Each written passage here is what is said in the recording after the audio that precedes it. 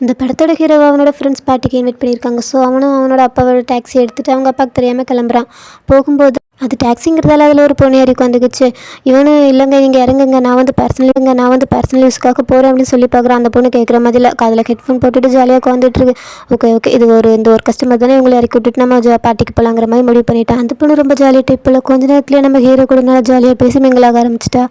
போகும்போதே நல்லா ஐஸ்கிரீம் வாங்கி ஜாலியாக என்ஜாய் பண்ணிட்டு தான் போகிறாங்க. அப்புறம் அந்த பொண்ணு ஒரு டேப்லெட் கொடுக்குறா, அதையும் நம்ம ஹீரோ வாங்கி போட்டுக்கிறான். எதுனே ஒரு இது கூட கேட்கல. அப்புறம் நேராக வீட்டுக்கு இன்வைட் பண்ணுறா. இவனும் பின்னாடியே போயிட்டான். ஓகே இது பார்ட்டி விட நல்லா இருக்கு, நம்ம இங்கேயே என்ஜாய் பண்ணலாம் இன்றைக்கி நைட்டுங்கிற மாதிரி. அங்கே போனால் அந்த பொண்ணு கத்தி எடுத்து வச்சு விளையாட ஆரம்பிக்கிறா.